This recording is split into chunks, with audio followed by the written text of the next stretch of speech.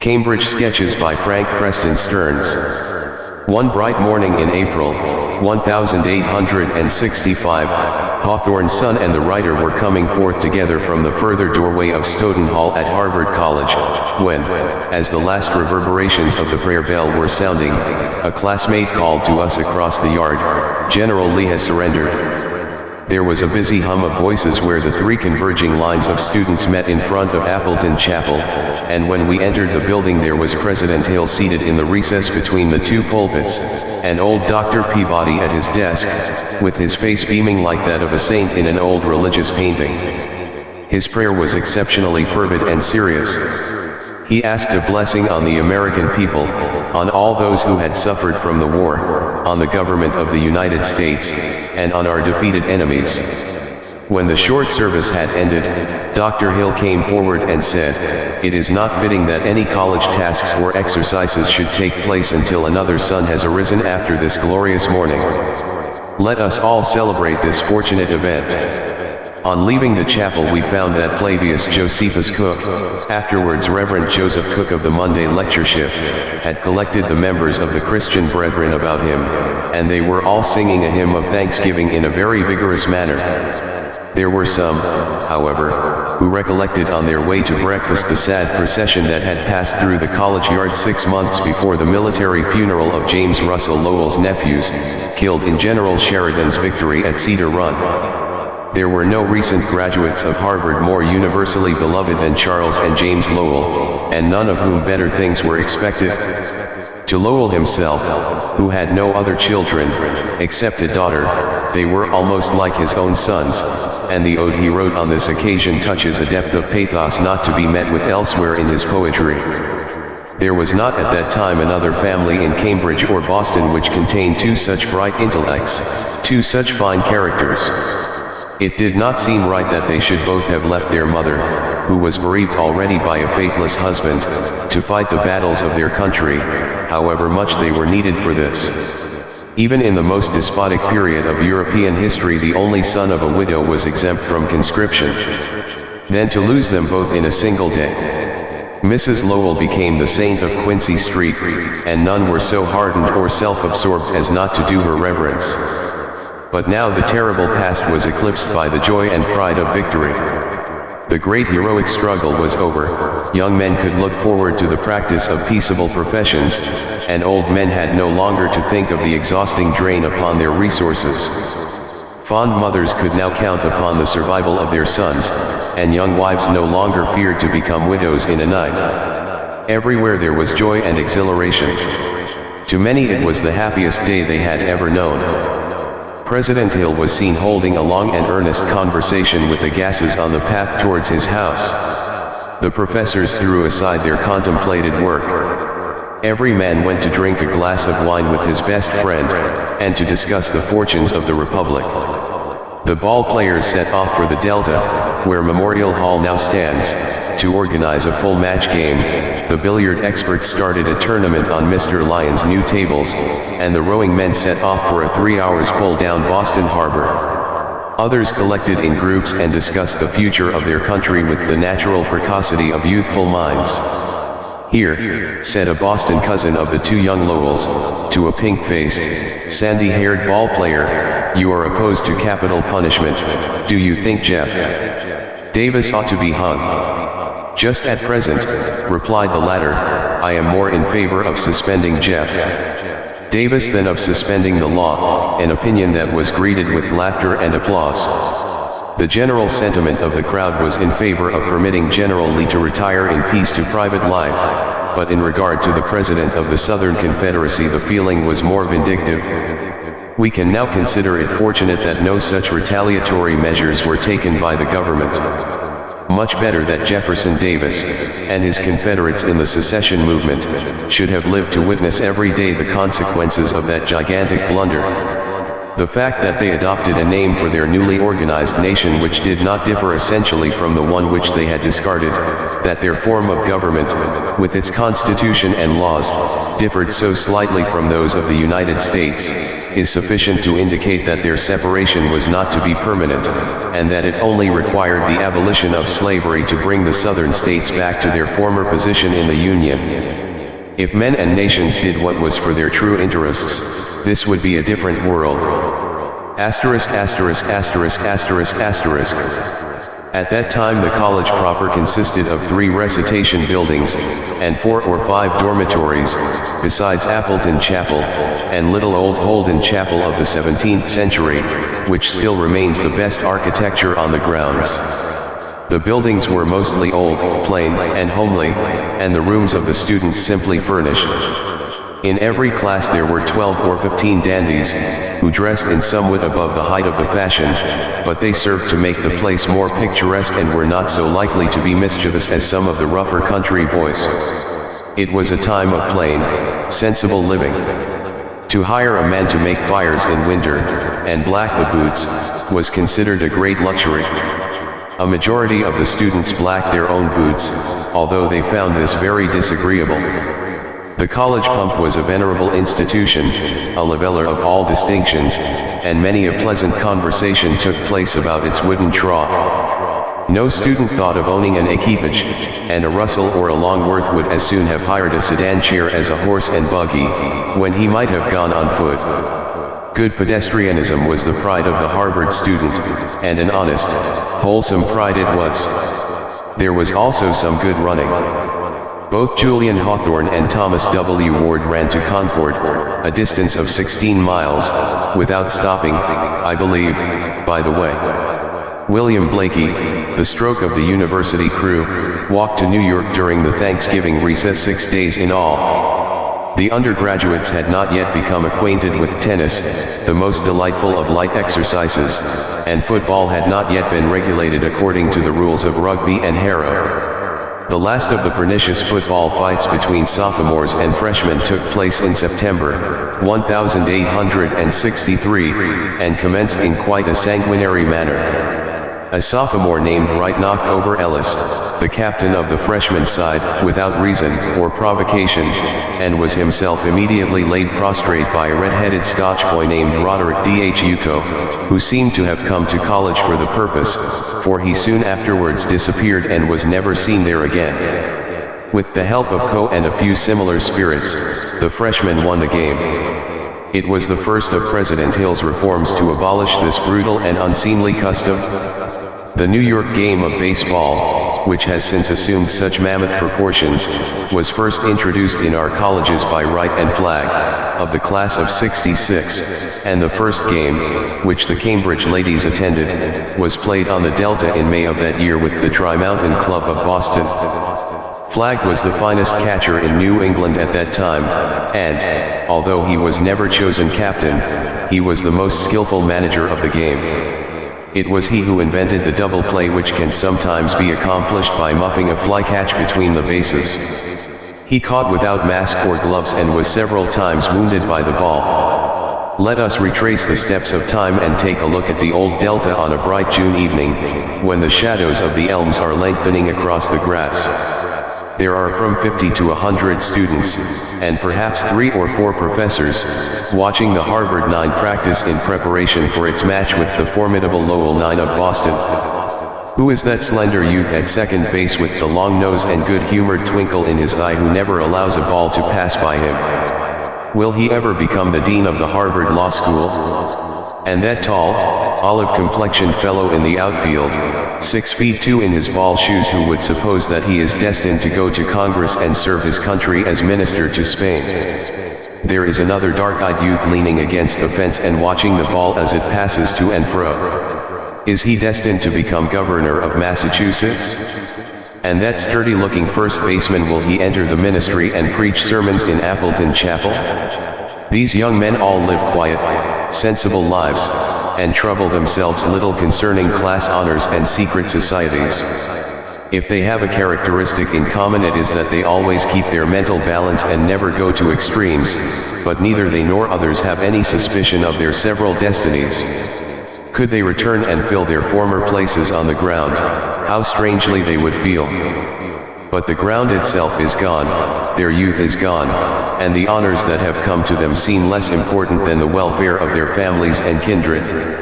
Misdemeanors, great and small, on the part of the students were more common formerly than they have been in recent years, for the good reason that the chances of detection were very much less.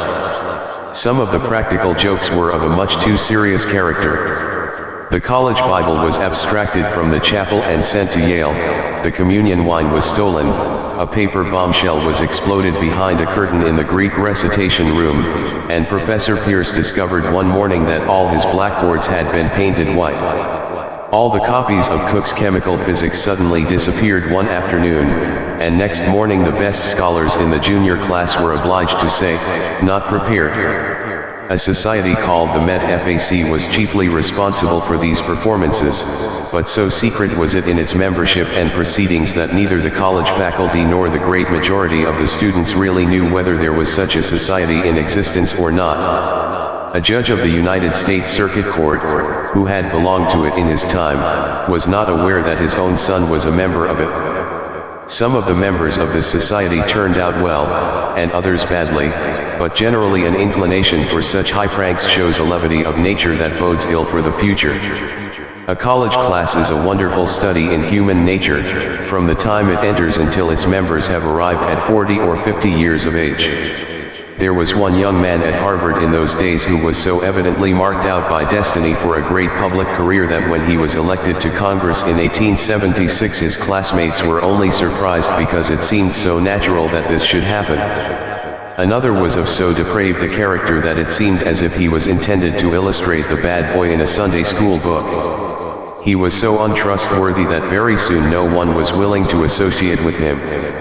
He stole from his father, and, after graduating, went to prison for forgery and finally was killed by a tornado. There was still another, a great fat fellow, who always seemed to be half asleep, and was very shortly run over and killed by a locomotive. Yet if we could know the whole truth in regard to these persons, it might be difficult to decide how much of their good and evil fortune was owing to themselves and how much to hereditary tendencies and early influences. The sad fact remains that it is much easier to spoil a bright boy than to educate a dull one. The undergraduates were too much absorbed in their own small affairs to pay much attention to politics, even in those exciting times. For the most part there was no discrimination against either the Trojans or Tyrians, but abolitionists were not quite so well liked as others, especially after the close of the war, and it was noticed that the sons of pro-slavery families commonly seemed to have lacked the good moral training, and the respect for industry, which is youth's surest protection against the pitfalls of life. The larger proportion of suspended students belonged to this class. During the war period, Cambridge social life was regulated by a coterie of 10 or 12 young ladies who had grown up together and who were generally known as the spree, not because they were given to romping, for none kept more strictly within the bounds of a decorous propriety, but because they were accustomed to go off together in the summer to the White Mountains or to some other rustic resort, where they were supposed to have a perfectly splendid time, and this they probably did, for it requires cultivation and refinement of feeling to appreciate nature as well as art. They decided what students and other young ladies should be invited to the assemblies in Lyceum Hall, and they arranged their own private entertainments over the heads of their fathers and mothers, and it should be added that they exercised their authority with a very good grace. They had their friends and admirers among the collegians, but no young man of good manners and pleasing address, and above all who was a good dancer, needed to beg for an invitation. The good dancers, however, were in a decided minority, and many who considered themselves so in their own habitats found themselves much below the standard in Cambridge. Mrs. James Russell Lowell was one of the lady patronesses of the assemblies, and her husband sometimes came to them for an hour or so before escorting her home. He watched the performance with a poet's eye for whatever is graceful and charming, but sometimes also with a humorous smile playing upon his face. There were some very good dancers among the ladies who schemed the floor almost like swallows, but the finest waltzer in Cambridge or Boston was Theodore Colburn, who had graduated 10 years previously, and with the advantage of a youthful figure, had kept up the pastime ever since. The present writer has never seen anywhere another man who could waltz with such consummate ease and unconscious grace. Lowell's eyes followed him continually, but it is also said that Colburn would willingly dispense with the talent for better success in his profession. Next to him comes the tall ball player, already referred to, and it is delightful to see the skill with which he adapts his unusual height to the most petite damsel on the floor. Here the spree is omnipotent, but it does not like Class Day, for then Boston and its suburbs pour forth their torrent of beauty and fashion, and Cambridge for the time being is left somewhat in the shade. Henry James in his International episode speaks as if New York dancers were the best in the world, and they are certainly more light-footed than English men and women, but a New York lady, with whom Mr. James is well acquainted, says that Bostonians and Austrians are the finest dancers. The true Bostonian cultivates a sober reserve in his waltzing which, if not too serious, adds to the grace of his movement. Yet, when the German is over, we remember the warning of the wealthy Corinthian who refused his daughter to the son of Tisander on the ground that he was too much of a dancer and acrobat. Asterisk asterisk asterisk asterisk asterisk. From 1840 to 1860 Harvard University practically stagnated. The world about it progressed, but the college remained unchanged. Its presidents were excellent men, but they had lived too long under the academic shade. They lacked practical experience in the great world. There were few lectures in the college course, and the recitations were a mere routine. The textbooks on philosophical subjects were narrow and prejudiced. Modern languages were sadly neglected, and the tradition that a French instructor once entertained his class by telling them his dreams, if not true, was at least characteristic.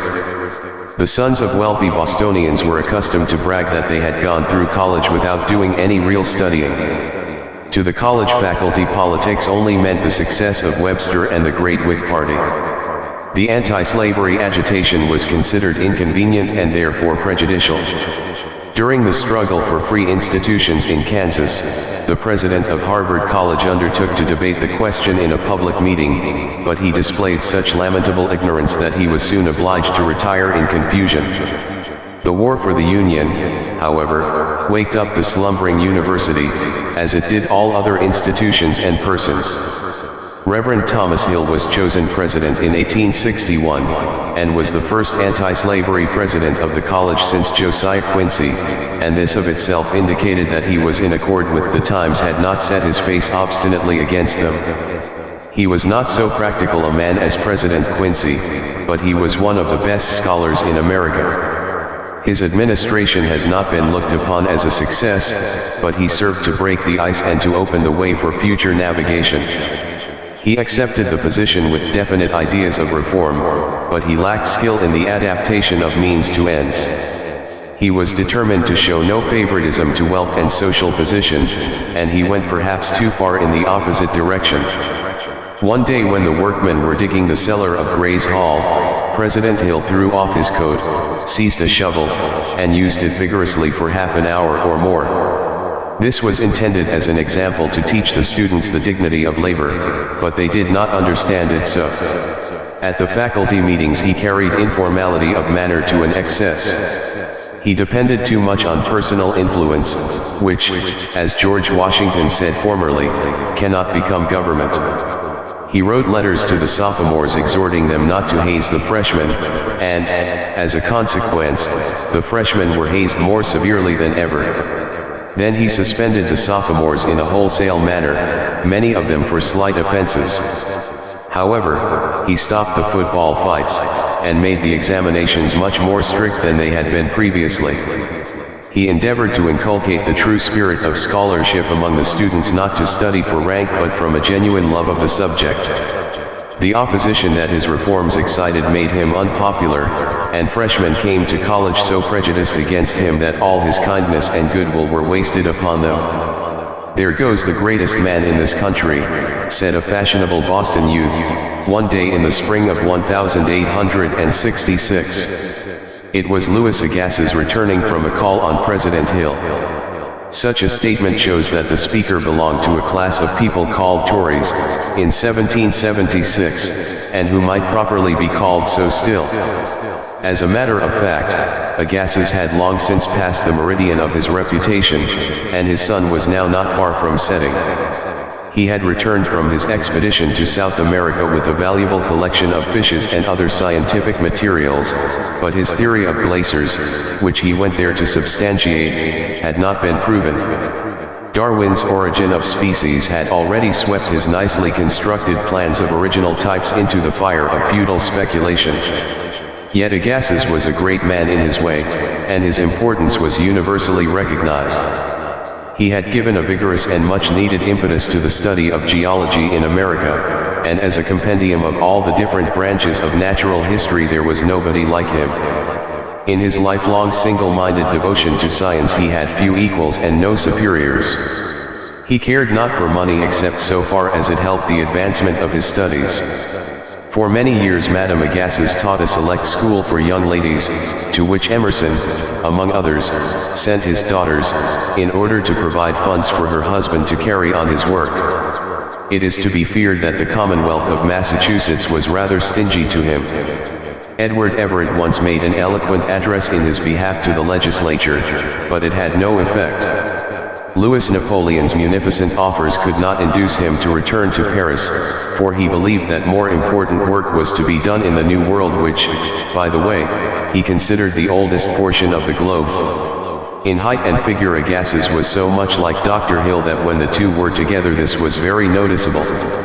They were both broad-shouldered, deep-chested men, and of about the same height, with large, well-rounded heads, but Agassiz had an elastic French step, whereas Dr. Hill walked with something of a shuffle. One might even imagine Agassiz dancing a waltz. Lowell said of him that he was emphatically a man, and that wherever he went he made a friend. His broad forehead seemed to smile upon you while he was talking, and from his simple-hearted and genial manners you felt that he would be a friend whenever you wanted one. He was the busiest and at the same time one of the most accessible persons in the university. On one occasion, happening to meet a number of students at the corner of University building, one of them was bold enough to say to him, "Professor Agassiz, would you be so good as to explain to us the difference between the stone of this building and that of Boylston Hall? We know that they are both granite, but they do not look alike." Agassiz was delighted, and entertained them with a brief lecture on primeval rocks and the crust of the Earth's surface.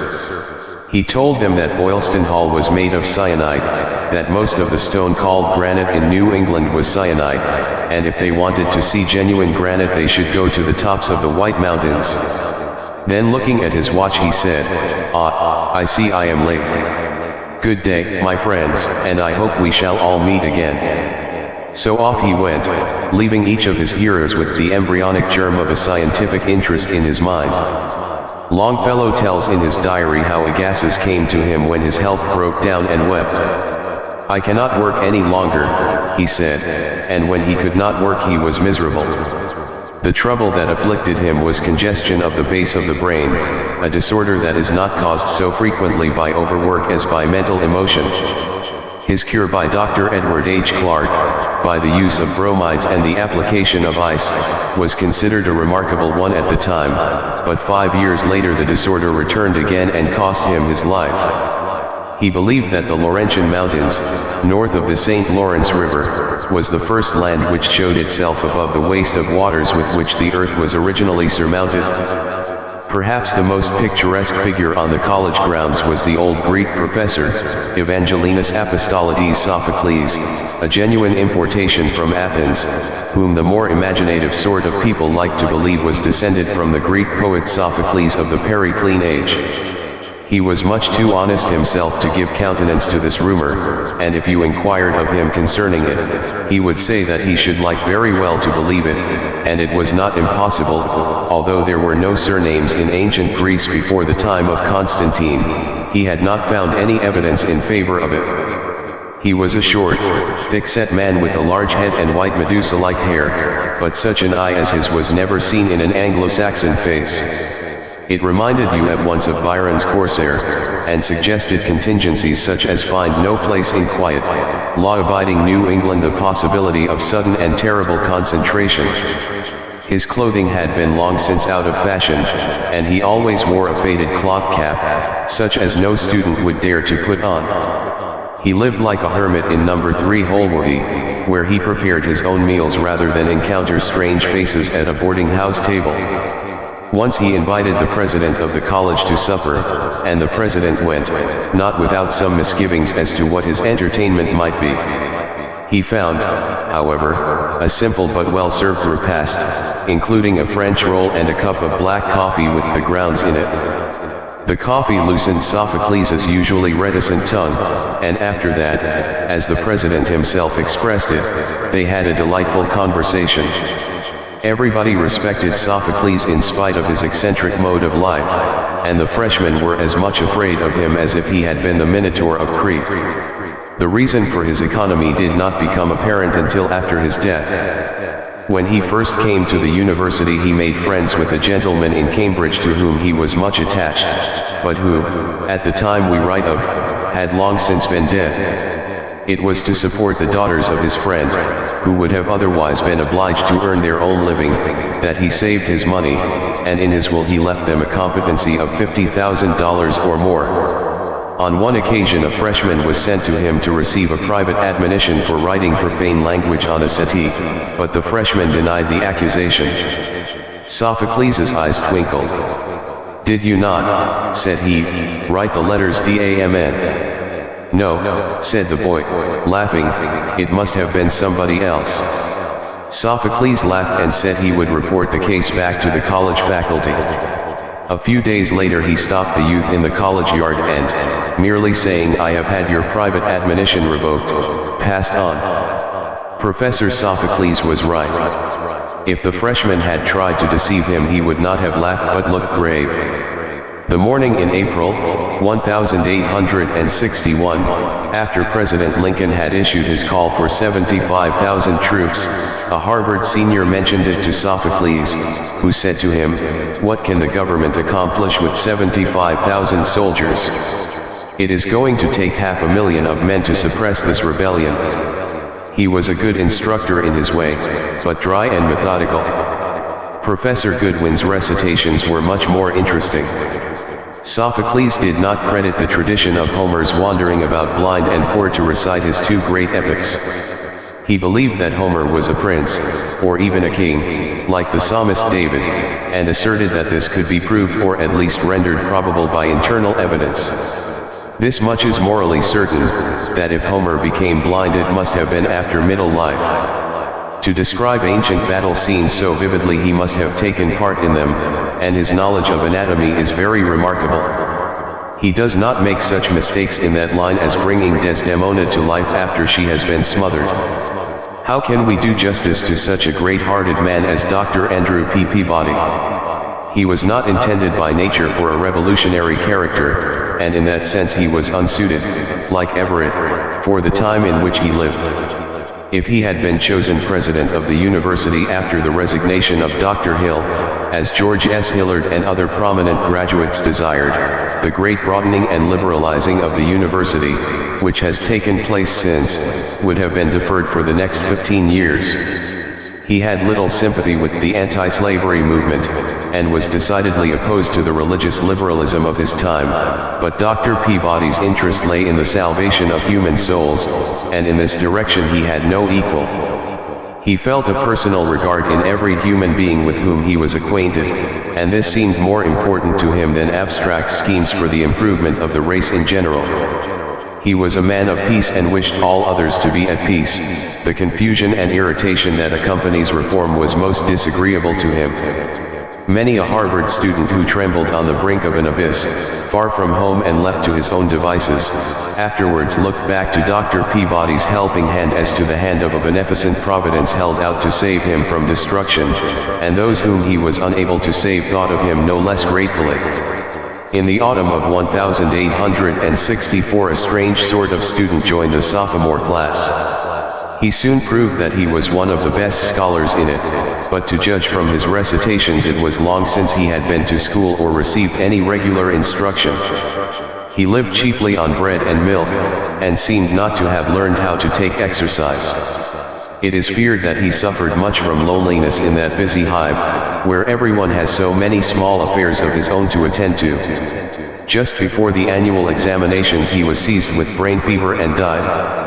Dr. Peabody conducted the funeral services at the boarding house of the unfortunate youth, and the plainness of the surroundings heightened the eloquence of his address.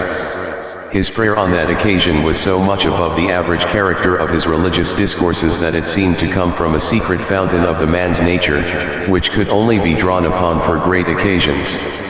With all his tenderness of feeling, Dr. Peabody could be a very vigorous debater. He once carried on a newspaper argument with Reverend Dr. Minor, of Boston, on the temperance question, in which he took the ground that drinking wine and beer did not necessarily lead to intemperance, which, rightly considered, indicates a lack of self-control, and he made this point in what his friends, at least, considered a satisfactory and conclusive manner. It is pleasant to think that such a man should have met with unusual prosperity in his old age, and the person to whom he owed this improvement of his affairs was Nathaniel Thayer, of Boston. Mr. Thayer took charge of Dr. Peabody's property and trebled or quadrupled it in value. Mr. Thayer was very fond of doing such kindnesses to his friends, especially to clergymen. He liked the society of clergymen, and certainly in this he showed excellent judgment. During the last 10 years of his life he spent his summers at the Isles of Shoals, and generally with one or more reverend gentlemen in his company. He was besides a most munificent patron of the university.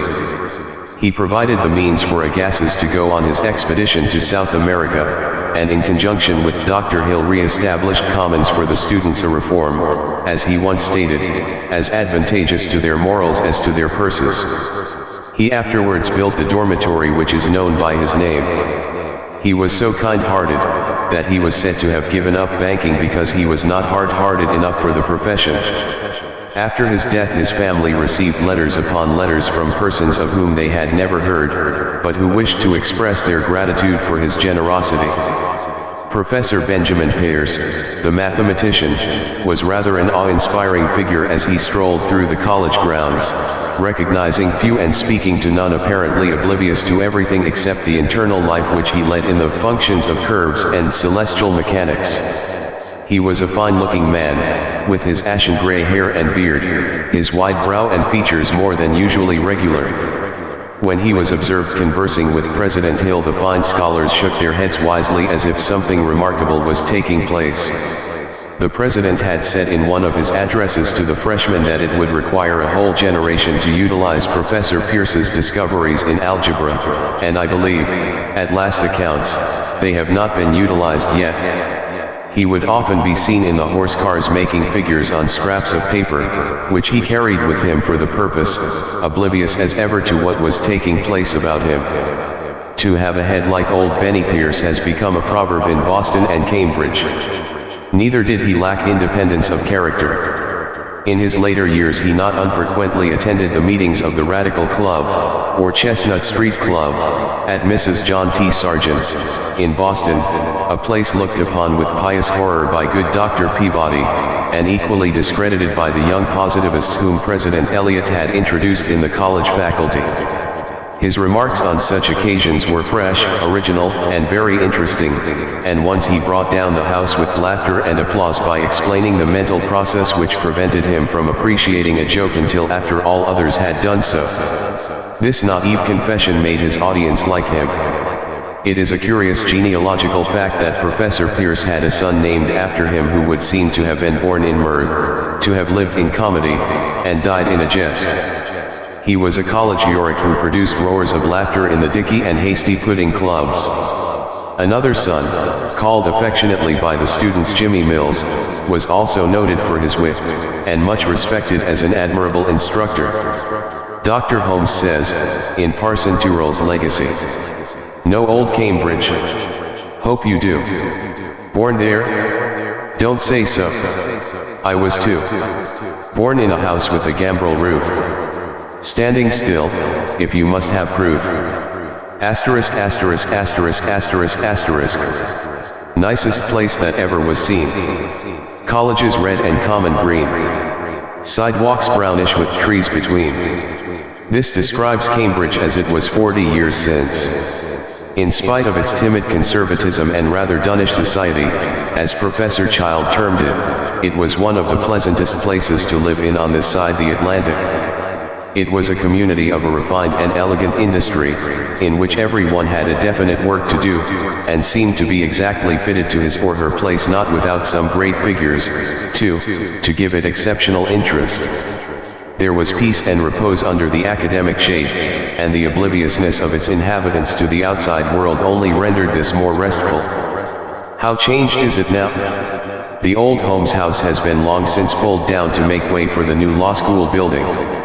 Red gravel paths have been replaced by brick sidewalks, huge buildings rise before the eye, electric cars whiz in every direction, a tall, bristling iron fence surrounds the college yard, and an enormous clock on the tower of Memorial Hall detonates the hours in a manner which is by no means conducive to the sleep of the just and the rest of the weary.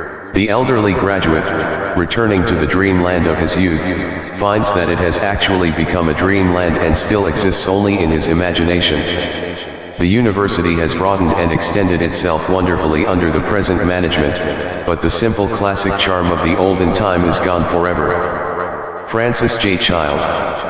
50 years ago it was the fashion at Harvard, as well as at other colleges, for professors to cultivate an austere dignity of manner for the purpose of preserving order and decorum in the recitation room, but this frequently resulted in having the opposite effect and served as a temptation to the students to play practical jokes on their instructors.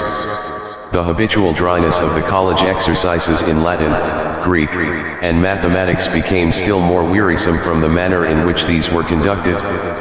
The youthful mind thirsting for knowledge found the road to it for the most part a dull and dreary pilgrimage. Professor Francis J. Child would seem to have been the first to break down this barrier and establish more friendly relations with his classes. He was naturally well adapted to this. Perfectly frank and fearless in his dealings with all men, he hated unnecessary conventionality, and at the same time possessed the rare art of preserving his dignity while associating with his subordinates on friendly terms. Always kindly and even sympathetic to the worst scapegraces in the division, he could assert the superiority of his position with a quickness that often startled those who were inclined to impose on him. He did not call out the names of his class as if they were exceptions to a rule in Latin grammar, but addressed each one of them as if he felt a personal interest in the man, so that they felt encouraged to speak out what they knew and even remembered their lessons so much the better. As a consequence he was universally respected, and there were many who felt an affection for him such as he could never have imagined. His cordial manner was sufficient of itself to make his instruction effective. Francis J. Child was the first scholar in his class at the Boston Latin School, and afterwards at Harvard. That first scholars do not come to much good in the world is an illusion of the envious. It is true that they sometimes break down their health by too strenuous an effort, but this may happen to an ambitious person in any undertaking. In Professor Child's case, as in many another, it proved the making of his fortune, for which he did not possess any exceptional advantages. Being of an amiable disposition and good address, he was offered a tutorship on graduation, and rose from one position in the university to another until he became the first authority on the English language in America. His whole life was spent at Harvard College, with the exception of a few short expeditions to Europe, and his influence there steadily increased until it became a power that was universally recognized. He was a short, thick-set man, like Sophocles, but as different as possible in general aspect. Sophocles was always slow and measured, but Professor Child was quick and lively in all his movements, and his face wore an habitual cheerfulness which plainly showed the sunny spirit within. Most characteristic in his appearance was the short curly yellow hair, so light in color that when it changed with age, his friends scarcely noticed the difference. During his academic years he created a sensation by declining to join the Hasty Pudding Club. This was looked upon as a piece of inordinate self-conceit, whereas, the true reason for it was that he had little money and preferred to spend it in going to the theater. He said afterwards, in regard to this, that he was not sorry to have done it, for the students placed too much importance on such matters. Through his interest in fine acting, he became one of the best judges of oratory, and it was always interesting to listen to him on that subject.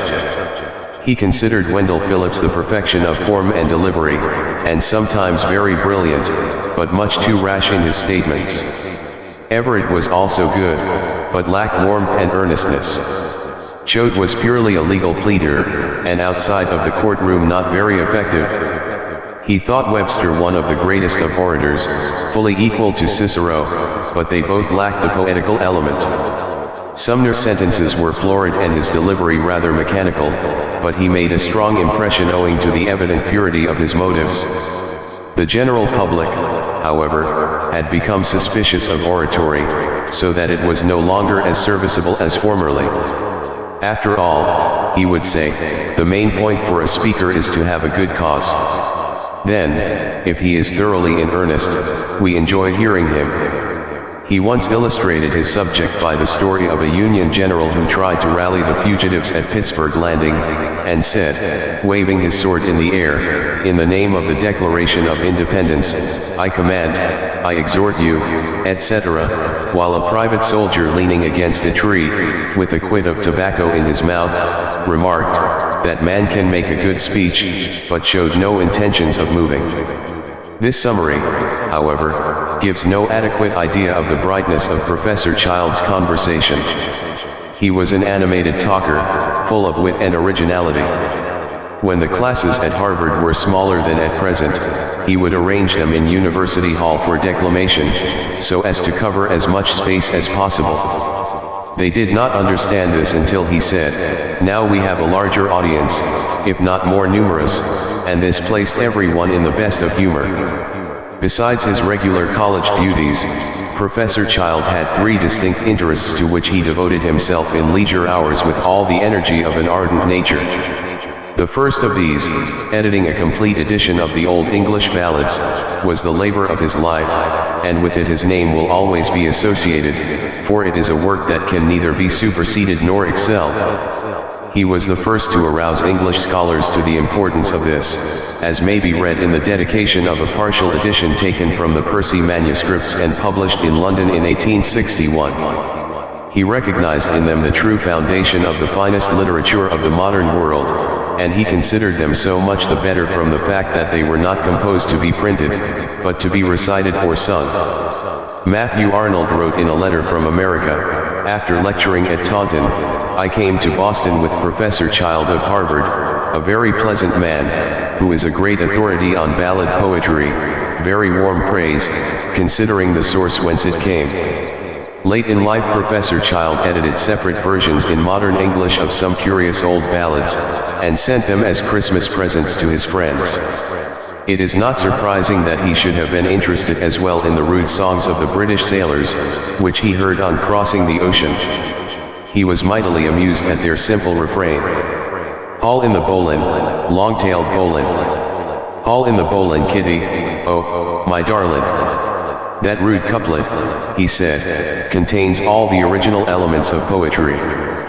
Firstly, the anthropomorphic element, the sailor imagines his bowline as if it had life. Secondly, the humorous element, for the bowline is all tail. Thirdly, the reflective element, the monotonous motion makes him think of home, of his wife or sweetheart, and he ends the second line with kitty, oh, my darling. I like such primitive verses much better than the Pike County ballads, a mixture of sentiment and profanity. Then he went on to say, I want my children, when they grow up, to read the classics. My boy will go to college, of course, and he will translate Homer and Virgil, and Horace. I think very highly of Horace, but the literal meaning is a different thing from understanding the poetry. Then my daughters will learn French and German, and I shall expect them to read Schiller and Goethe, Molière and Racine, as well as Shakespeare and Milton. After that they can read what they like, but they will have a standard by which to judge other authors. He was afraid that the students wasted too much time in painting playbills and other similar exercises of ingenuity, which lead to nothing in the end. He gave some excellent advice to a young lady who was about visiting Europe for the first time, who doubted if she could properly appreciate the works of art and other fine things that she would be called upon to admire. "Don't be afraid of that," said Professor Child. "You will probably like best just those sites which you do not expect to, but if you do not like them, say so, and let that be the end of it. Now, I am so unfortunate as not to appreciate Michelangelo. His great horned Moses is nothing more to me than a Silenus in a garden. The fact does not trouble me much, for I find enough to interest me as it is, and I can enjoy life without the Moses." After mentioning a number of desirable expeditions, he added, "You will go to Dresden, of course, to see Raphael's Madonna and Titian's Tribute Money, and then there are the green vaults. I have known the green vaults to have an excellent effect on some ladies of my acquaintance. They did not care 1/4 as much for a diamond ring as they did before they went into the green vaults. You will see a jeweled fireplace there which is worth more than all I own in the world." The young lady looked, however, as if it would take more than the green vaults to cure her love for jewelry. Professor Child's second important interest was politics, and as a rule he much preferred talking on this to literary subjects. Josiah Quincy was the most distinguished president that Harvard College has had, unless we accept President Eliot, and his admirers have been accustomed to refer to his administration as Consul Planco. His politics did not differ widely from those of John Quincy Adams, who was the earliest statesman of the anti-slavery struggle, and a true hero in his way. After Quincy, the presidents of the university became more and more conservative, until Felton, who was a pronounced pro-slavery Whig, and even attempted to defend the invasion of Kansas in a public meeting. The professors and tutors naturally followed in the train of the president, while a majority of the sons of wealthy men among the undergraduates always took the southern side. The son of an abolitionist who wished to go through Harvard in those days found it a penitential pilgrimage. He was certain to suffer an extra amount of hazing, and to endure a kind of social ostracism throughout the course. For many years before the election of Lincoln, Professors Child, Lowell, and Jennison were the only pronounced anti-slavery members of the faculty, and this left Francis J. Child to hear the brunt of it almost alone, for Lowell's connection with the university was semi-detached, and although he was always prepared to face the enemy in an honest argument, he was not often on the ground to do so. Now that the most potent cause of political agitation resides in the far-off problem of the Philippine Islands, it is difficult to realize the popular excitement of those times, when both parties believed that the very existence of the nation depended on the result of the elections. Professor Child was not the least of an alarmist, and deprecated all unnecessary controversy. In 1861 he even cautioned Wendell Phillips Garrison against introducing too strong an appeal for emancipation in his commencement address, but he was as firm as a granite rock on any question of principle, and when he considered a protest in order he was certain to make one. He did not trust party newspapers for his information, but obtained it from persons who were in a position to know, and his facts were so well supported by the quick sallies of his wit that those who interfered with him once rarely attempted it again. Moreover, as we all see now, he had the right on his side. Illustration: Professor Francis J. Child. He was proud of having voted twice for Abraham Lincoln. What he thought of John Brown, at the time of the Harper's Ferry raid, is uncertain, but many years later, when one of his friends published a small book in vindication of Brown against the attack of Lincoln's two secretaries, he wrote to him, "I congratulate you on the success of your statement, which I have read with very great interest. John Brown was like a star and still shines in the firmament. We could not have done without him." He considered Governor Andrews' approbation of John Brown as more important than anything that would be written about him in the future. He did not trouble himself much in regard to Lincoln's second election, for he saw that it was a foregone conclusion, but after Andrew Johnson's treachery in 1866, he felt there was a need of unusual exertion. When the November elections arrived, he told his classes, "Next Tuesday I shall have to serve my country and there will be no recitations." When Tuesday came, we found him on the sidewalk distributing Republican ballots and soliciting votes, and there he remained until the polls closed in the afternoon. He had little patience with educated men who neglected their political duties. "Why are you discouraged?" he would ask. "Times will change. Remember the Free Soil movement." He attended caucuses as regularly as the meetings of the faculty, and served as a delegate to a number of conventions. More than once he aroused the good citizens of Cambridge to the danger of insidious plots by low demagogues against the public welfare. The poet Longfellow took notice of this and spoke of him as an invaluable man. On another occasion, Professor Child was discoursing to his class on oratory and mentioned the fact that Webster and Choate both came from Dartmouth, that Wendell Phillips graduated at Harvard, but the university had not seen much of him since. At the mention of Wendell Phillips, some of the boys from pro-slavery families began to sneer. Professor Child raised himself up and said determinedly, "Wendell Phillips is as good an orator as either of them." He was chagrined, however, at Phillips's later public course his support of socialism and General Butler. Neither did he like Phillips's Phi Beta Kappa oration, in which he advocated the dagger and dynamite for tyrants. "A tyrant," said Professor Child, "is what anyone chooses to imagine. My hired man may consider me a tyrant and blow me up according to Mr. Phillips's principle." The assassins of Garfield and McKinley evidently supposed that they were ridding the earth of two of the worst tyrants that ever existed. Professor Child was exceptionally liberal. He even supported women's suffrage for a time, but he held socialism in a kind of holy horror such as one feels of a person who is always making blunders. In 1878 Professor Child and some other political reformers were elected to a congressional convention and went with the hope of securing a candidate who would represent the educated classes, the incumbent at that time being a shoe manufacturer.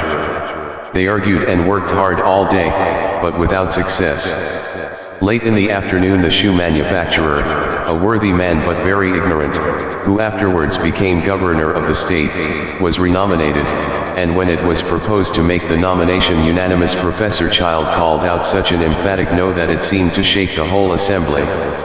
Not content with this, he entered a protest next day in the Boston Advertiser. He was so much used up by the exertion that he was unable to attend to his classes.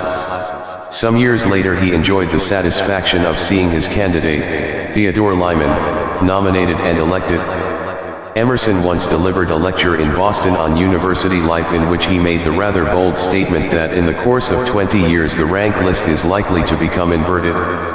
One of Professor Child's class paraphrased this lecture for a theme, and against the sentence above quoted the professor wrote, "A statement frequently made, but what is the fact?"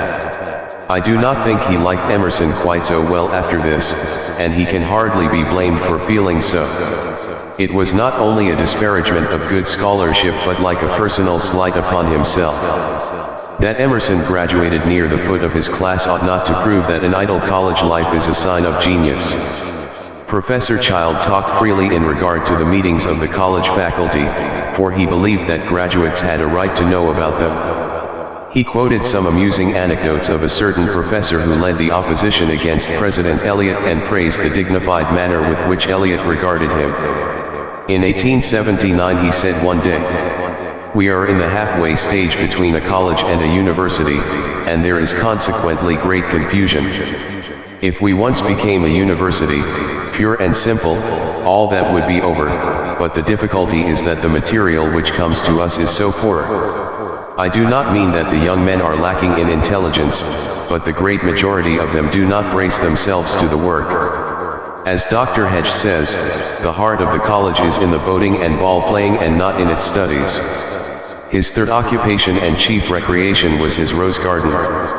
The whole space between his front piazza and Kirkland Street was filled with rose bushes which he tended himself, from the first loosening of the earth in spring until the straw sheaf caps were tied about them in November. What more delightful occupation for a scholar than working in a rose garden? There his friends were most likely to find him in suitable weather, and when June came they were sure to receive a share of the bountiful blossoms, nor did he ever forget the sick and suffering. He was greatly interested to hear of a German doctor at Munich who had a rose garden with more than 100 varieties in it. "I should like to know that man," he said. "Wouldn't we have a good talk together?" He complained that although everybody liked roses, few were sufficiently interested in them to distinguish the different kinds. Naturally, rosebugs were his special detestation.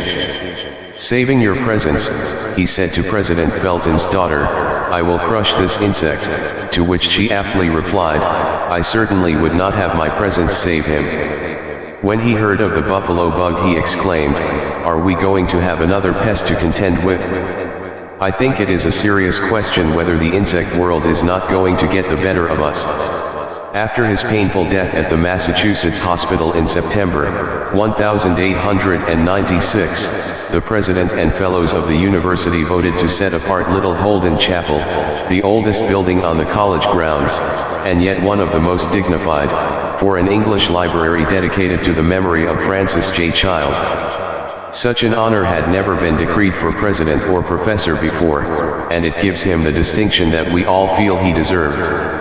It is much more appropriate to him, and satisfactory than a marble statue in Saunders Theatre would have been, or a stained glass window in Memorial Hall. Yet his presence still lingers in the memory of his friends, like the fragrance of his own roses, after the petals have fallen from their stems. Longfellow. It has been estimated that there were 400 poets in England in the time of Shakespeare, and in the century during which Dante lived Europe fairly swarmed with poets, many of them of high excellence.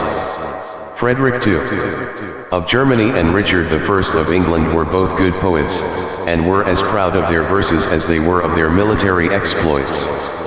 Frederick II may be said to have founded the vernacular in which Dante wrote, and Longfellow rendered into English a poem of Richard's which he composed during his cruel imprisonment in Austria. A knight who could not compose a song and sing it to the guitar was as rare as a modern gentleman of fashion who cannot play golf. When James Russell Lowell resigned the chair of poetry at Harvard, no one could be found who could exactly fill his place, and it was much the same at Oxford after Matthew Arnold retired. The difference between then and now would seem to reside in the fact that poetry is more easily remembered than prose. From the time of Homer until long after the invention of printing, not only were ballad singers and harpers in good demand, but the recital of poetry was also a favorite means of livelihood to indigent scholars and others, who wandered about like the minstrels. The article, as Tom Moore called it, was in active request. Poetry was recited in the camp of Alexander, in the Roman baths, in the castles on the Rhine, and English hostelries. Now it is replaced by novel reading, and there are few who know how much pleasure can be derived on a winter's evening by impromptu poetic recitations. If a popular interest in poetry should revive again, I have no doubt that hundreds of poets would spring up, as it were, out of the ground and fill the air with their pleasant harmonies.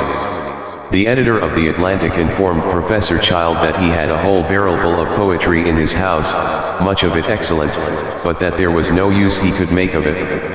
Henry Wadsworth Longfellow was as irrepressible a rhymer as John Watts himself, and fortunately he had a father who recognized the value of his talent and assisted him in a judicious manner, instead of placing obstacles in his way, as the father of Watts is supposed to have done.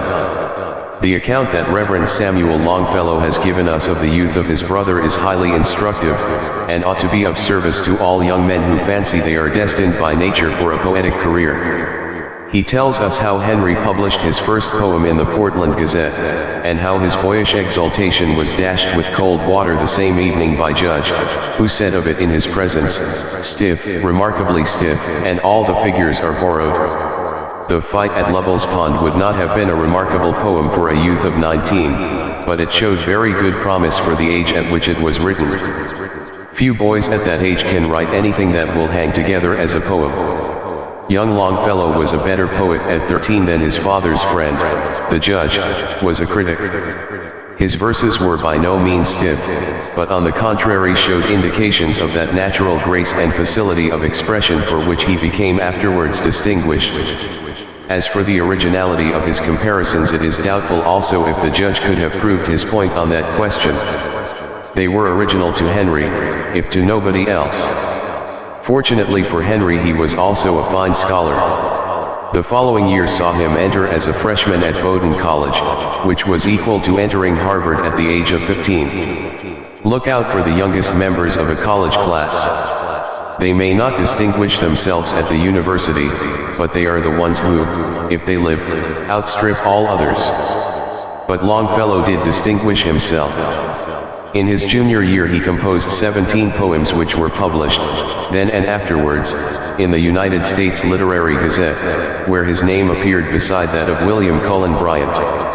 This was quite exceptional in the history of American literature, and as the editor of the Literary Gazette stated it, a young tree which puts forth so many blossoms is likely to bear good fruits. With the close of his college course came the important question of Longfellow's future occupation. His father, with good practical judgment, foresaw that poetry alone would not serve to make his son self-supporting and independent, but the boy hated to give this up for a more prosaic employment.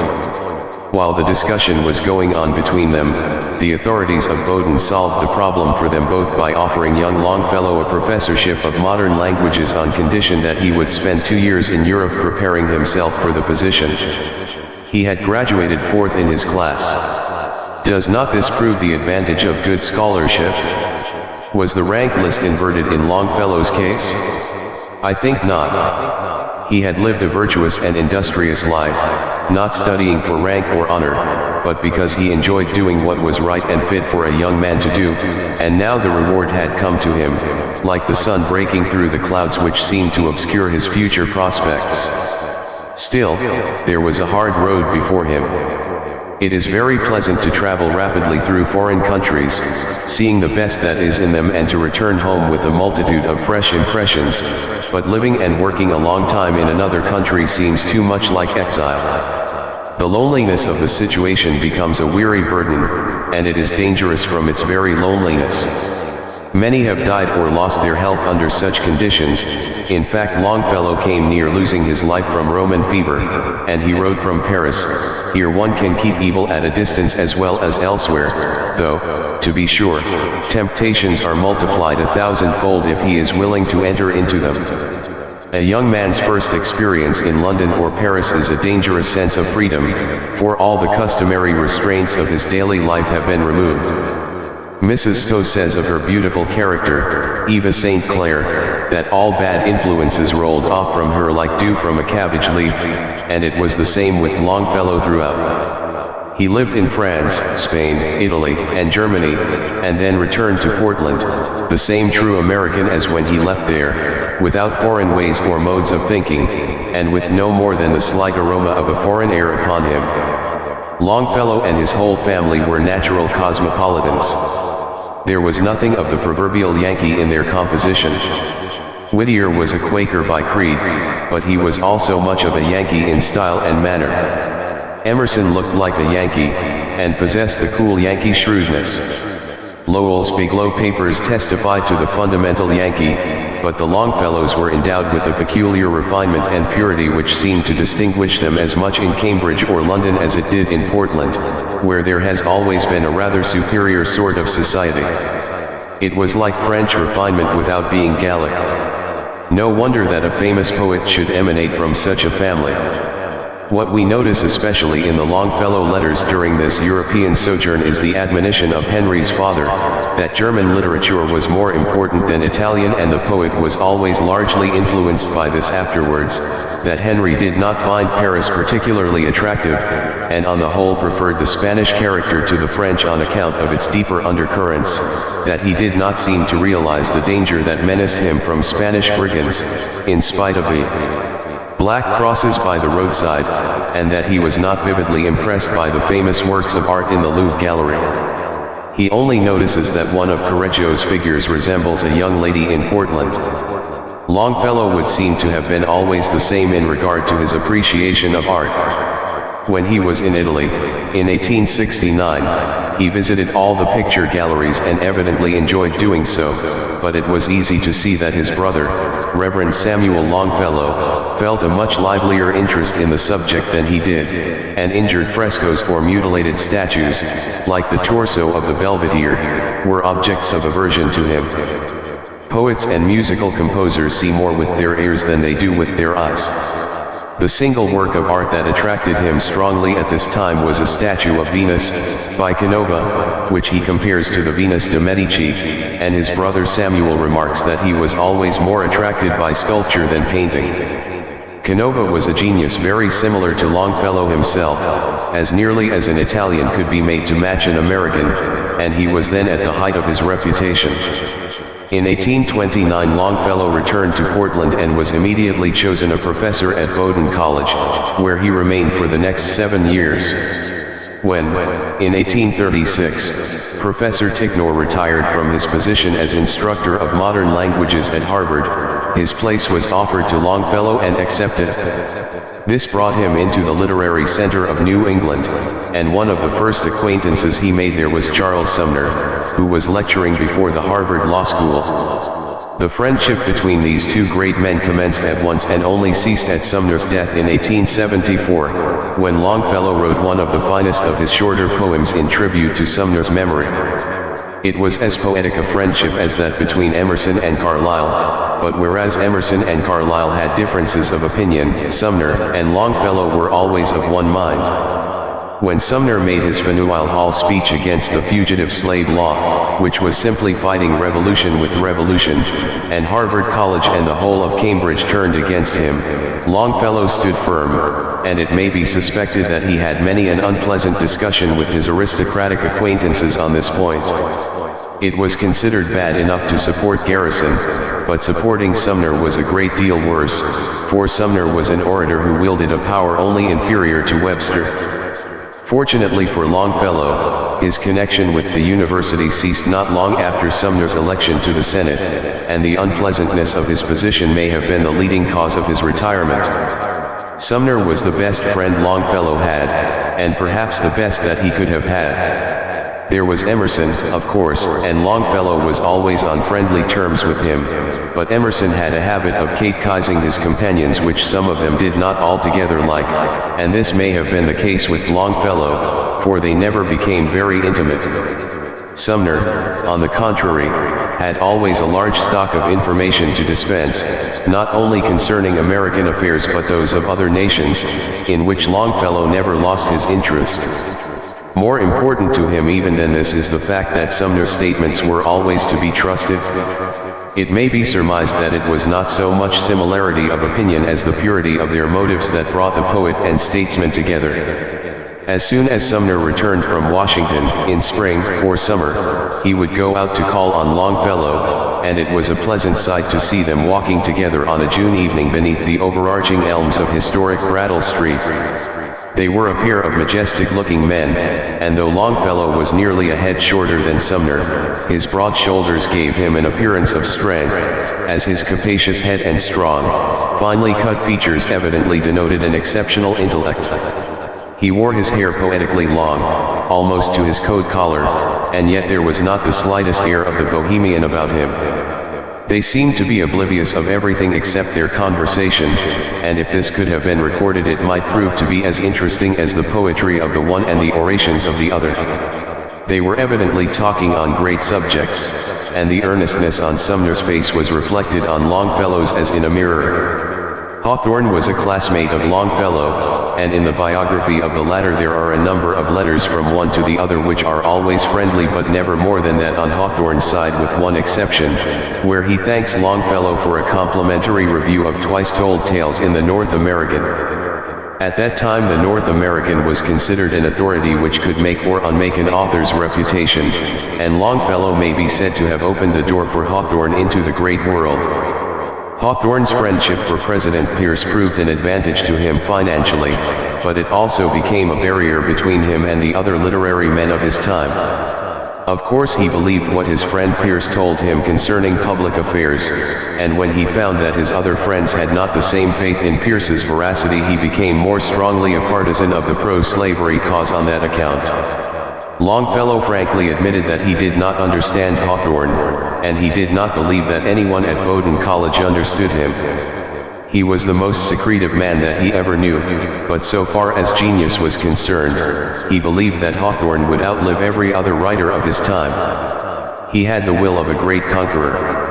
Goethe has been called the pampered child of genius, of fortune, and the muse, but if Goethe had greater celebrity, he never enjoyed half the worldly prosperity of Longfellow. While Emerson was earning a hard livelihood by lecturing in the West, and Whittier was dwelling in a country farmhouse, Longfellow occupied one of the most desirable residences in or about Boston, and had all the means at his command that a modest man could wish for.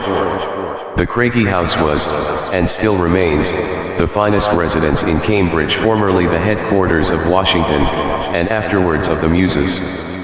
Good architecture never becomes antiquated, and the Craigie House is not only spacious within, but dignified without. One could best realize Longfellow's opulence by walking through his library adjacent to the eastern piazza, and gazing at the magnificent editions of foreign authors which had been presented to him by his friends and admirers, especially the fine set of Chateaubriand's works, in all respects worthy of a royal collection. There is no ornament in a house that testifies to the quality of the owner like the handsome library. Byron would seem to have been the only other poet that has enjoyed such prosperity, although Bryant, as editor of a popular newspaper, may have approached it closely, but a city house, with windows on only two sides, is not like the handsome suburban residence. Longfellow could look across the Cambridge marshes and see the sunsets reflected in the water of the Charles River. Here he lived from 1843, when he married Miss Appleton, a daughter of one of the wealthiest merchant bankers of Boston, until his death by pneumonia in March, 1882. The situation seemed suited to him, and he always remained a true poet and devoted to the Muses. Integer vitae celeris puris. He did not believe in a luxurious life except so far as luxury added to refinement, and everything in the way of fashionable show was very distasteful to him. His brother Samuel once said, "I cannot imagine anything more disagreeable than to ride in a public procession," and the two men were more alike than brothers often are. We notice in the poet's diary that he abstains from going to a certain dinner in Boston for fear of being called upon to make a speech. Craigie House gave Longfellow the opportunity in which he most delighted of entertaining his friends and distinguished foreign guests in a handsome manner, but conventional dinner parties, with their 14 plates half surrounded by wine glasses, were not often seen there.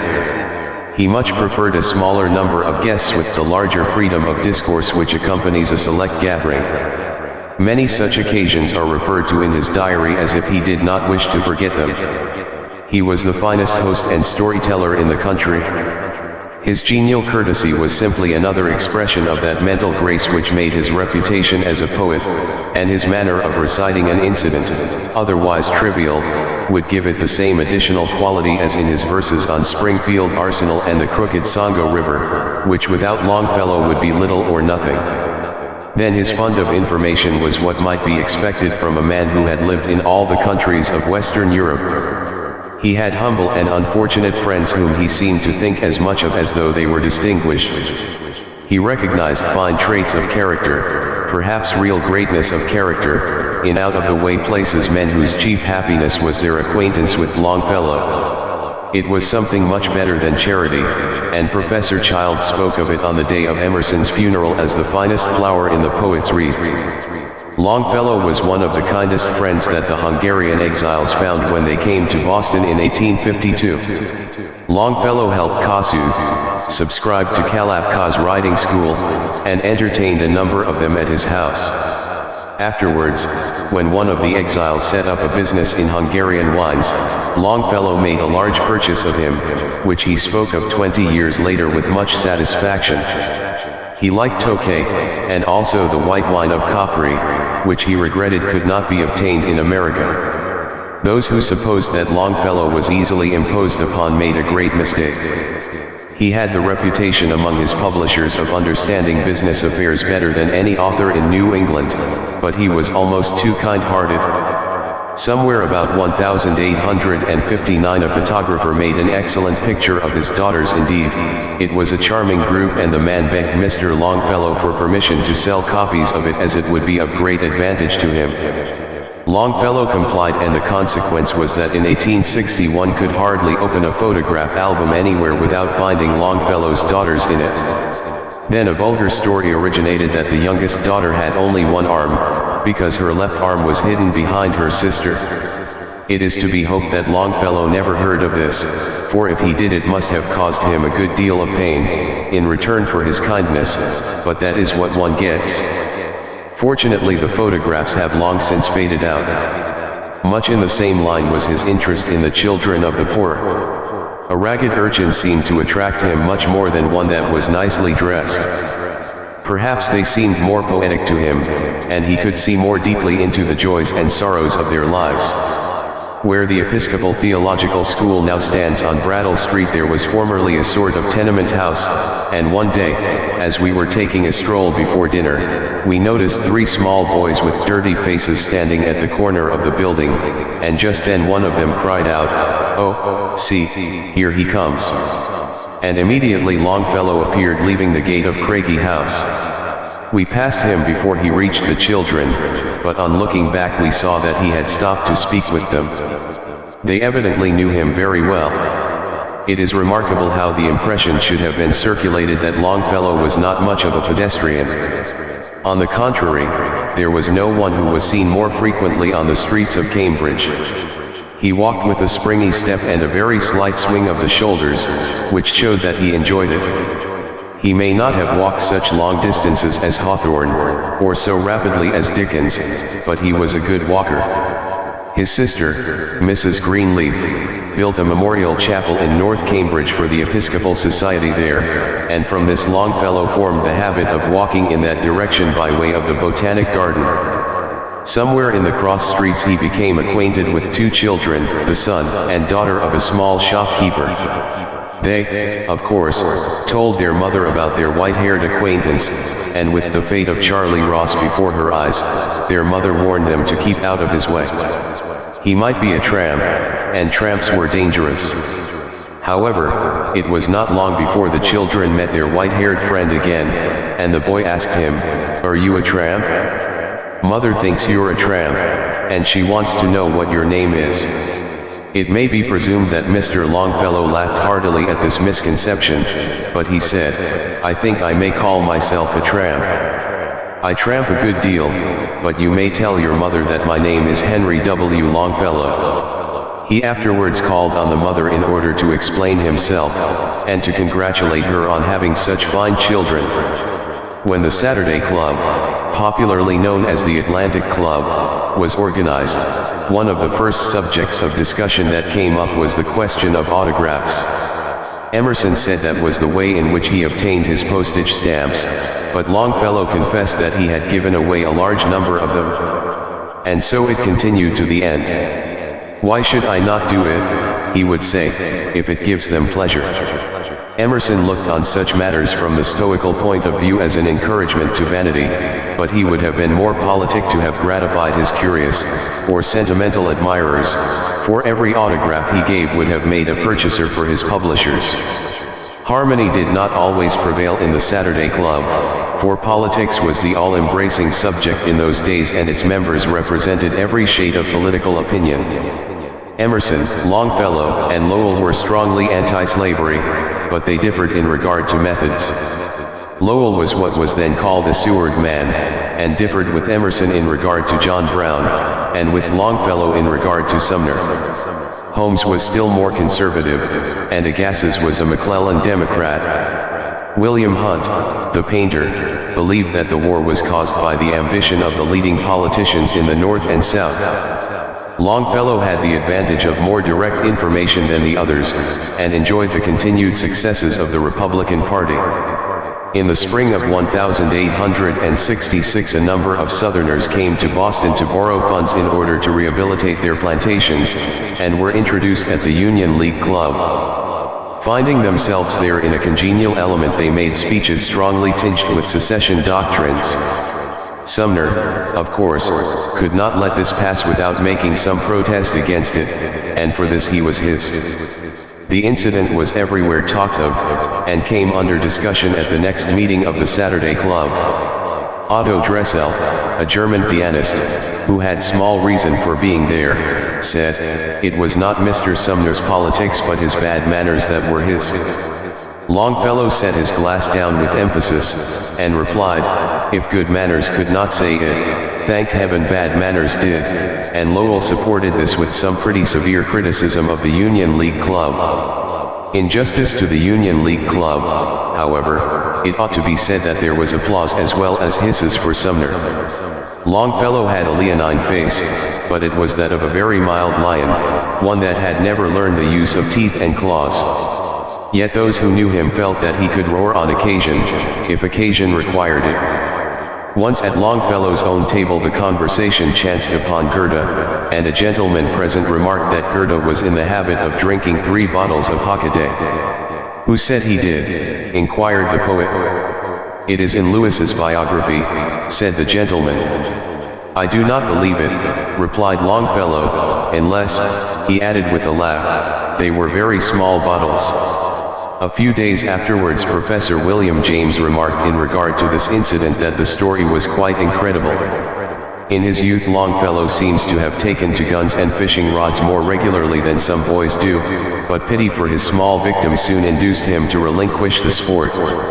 His eldest son, Charles, also took to guns very naturally, and in spite of a severe wound which he received from the explosion of a badly loaded piece, he finally became one of the most expert pigeon shooters in the state.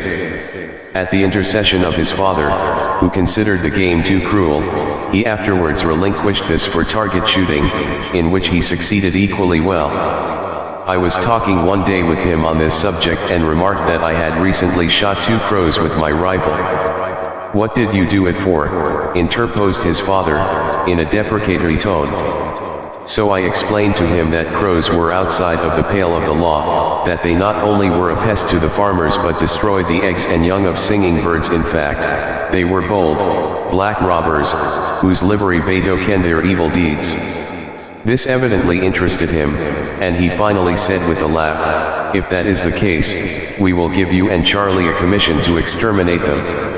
There was a story that when young Nicholas Longworth came to Harvard College in the autumn of 1862 and called on Mr. Longfellow, who had been entertained at his father's house in Cincinnati, the poet said to him, it is worth that makes the man, the want of it the fellow, a compliment that almost dumbfounded his young acquaintance.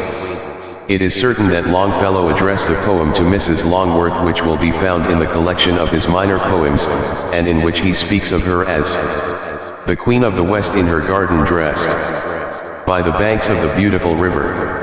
In the midst of this unrivaled prosperity, this distinction of genius, and public and private honor, on the 9th of July, 1861, there came one of the most harrowing tragedies that has ever befallen a man's domestic life. Longfellow was widowed for the 2nd time, and 5 children were left without a mother. It seemed as if Providence had set a limit beyond which human happiness could not pass. It was after this calamity that Longfellow undertook his metrical translation of Dante's Divina Commedia, a much more difficult and laborious work than writing original poetry. As his brother said, he required an absorbing occupation to prevent him from thinking of the past. No wonder that in later years he said, in his exquisite verses on the mountain of the Holy Cross in Colorado, these pathetic words, on my heart also there is a cross of snow. In Longfellow's diary we meet with the names of many books that he read, and these as well as the pertinent comments on them tell much more of his intellectual life than we derive from his letters. Adam Bede, which took the world by storm, did not make so much of an impression on him as Hawthorne's Marble Faun, which he read through in a day and calls a wonderful book. Of Adam Bede he says, it is too feminine for a man, too masculine for a woman. He says of Dickens, after reading Barnaby Rudge, he is always prodigal and ample, but what a set of vagabonds he contrives to introduce us to. Barnaby Rudge is certainly the most bohemian and esoteric of Dickens's novels. He liked much better Miss Malika's John Halifax, a popular book in its time, but not read very much since. He calls Charles Reade a clever and amusing writer. We find nothing concerning Disraeli, Trollope, or Wilkie Collins. Neither do we hear of critical and historical writers like Ruskin, Matthew Arnold, Carlyle, and Froude. He went, however, to call on Carlyle in England, and was greatly impressed by his conversation. The scope of Longfellow's reading does not compare with that of Emerson or Marian Evans, but the doctors say that every man of 40 knows the food that is good for him, and this is true mentally as well as physically. He refers more frequently to Tennyson than to any other writer, and always in a generous, cordial manner. Of the Idylls of the King he says that the first and third idylls could only have come from a great poet, but that the second and fourth are not quite equal to the others. Once, at his sister's house, he held out a book in his hand and said, "Here is some of the finest dramatic poetry that I have ever read." It was Tennyson's Queen Mary, but there were many who would not have agreed with his estimate of it. Reverend Samuel Longfellow considered the statement very doubtful. In the summer of 1868 Longfellow went to Europe with his family to see what Henry James calls the best of it. Reverend Samuel Longfellow and T.G. Appleton accompanied the party, which, with the addition of Ernest Longfellow's beautiful bride, made a strong impression wherever they were seen. In fact, their tour was like a triumphal procession. Longfellow was everywhere treated with the distinction of a famous poet, and his fine appearance and dignified bearing increased the reputation which had already preceded him. His meeting with Tennyson was considered as important as the visit of the King of Prussia to Napoleon III, and much less dangerous to the peace of Europe. It was talked of from Edinburgh to Rome. Longfellow, however, hated lionizing in all its forms, and he avoided ceremonious receptions as much as possible. He enjoyed the entertainment of meeting distinguished people, but he evidently preferred to meet them in an unconventional manner, and to have them as much to himself as possible. Princes and savants called on him, but he declined every invitation that might tend to give him publicity. His facility in the different languages was much marveled at. While he was in Florence, a delegation from the mountain towns of Tuscany waited upon him, and he conversed with them in their own dialect, greatly to their surprise and satisfaction. From a number of incidents in this journey, related by Reverend Samuel Longfellow, the following has a permanent interest. When the party came to Verona in May, 1869, they found Ruskin elevated on a ladder, from which he was examining the sculpture on a monument. As soon as he heard that the Longfellow party was below, he came down and greeted them very cordially. He was glad that they had stopped at Verona, which was so interesting and so often overlooked. He wanted them to observe the sculptures on the monument, the softly flowing draperies which seemed more as if they had been molded with hands than cut with a chisel. He then spoke in grievous terms of the recent devastation by the floods in Switzerland, which had also caused much damage in the plains of Lombardy. He thought that reservoirs ought to be constructed on the sides of the mountains, which would stay the force of the torrents, and hold the water until it could be made useful. He wished that the Alpine Club would take an interest in the matter. After enjoying so much in Switzerland, it would be only fair for them to do something for the benefit of the country. Mr. Appleton then said, "That is a work for government to do," to which Ruskin replied, "Governments do nothing but fill their pockets, and issue this," taking out a handful of Italian paper currency, which was then much below par. Everyone has his or her favorite poet or poets, and it is a common practice with young critics to disparage one in order to elevate another. Longfellow was the most popular American poet of his time, but there were others besides Edgar A. Poe who pretended to disdain him. I have met more such critics in Cambridge than in England, Germany, or Italy, and the reason was chiefly a political one. At a distance Longfellow's politics attracted little attention, but in Cambridge they could not help being felt. In 1862 a strong movement emanated from the Harvard Law School to defeat Sumner and Andrew, and the lines became drawn pretty sharply. As it happened, the prominent conservatives with one or two exceptions all lived to the east and north of the college grounds, while Longfellow, Lowell, Dr. Francis, who baptized Longfellow's children, Professor Asa Gray, and other liberals lived at the west end, and the local division made the contest more acrimonious. The conservatives afterwards felt the bitterness of defeat, and it was many years before they recovered from this. A resident graduate of Harvard, who was accustomed to converse on such subjects as the metaphysics of Hamilton's quaternions, once said that Longfellow was the paragon of schoolgirls, because he wrote what they would like to so much better than they could. This was contemptible enough, but how can one expect a man who discourses on the metaphysics of Hamilton's quaternions to appreciate Longfellow's art, or any art pure and simple? Evangeline, which is perhaps the finest of Longfellow's poems, is not a favorite with youthful readers. He was greater as a man, perhaps, than as a poet. Future ages will have to determine this, but he was certainly one of the best poets of his time. Professor Hedge, one of our foremost literary critics, spoke of him as the one American poet whose verses sing themselves, and with the exception of Bryant's Robert of Lincoln, and Poe's Raven, and a few other pieces, this may be taken as a judicious statement. Longfellow's unconsciousness is charming, even when it seems childlike. As a master of verse he has no English rival since Spenser. The trochaic meter in which Hiawatha is written would seem to have been his own invention. Footnote, at least I can remember no other long poem composed in it, and is a very agreeable change from the perpetual iambics of Byron and Wordsworth. Evangeline is perhaps the most successful instance of Greek and Latin hexameter being grafted onto an English stem.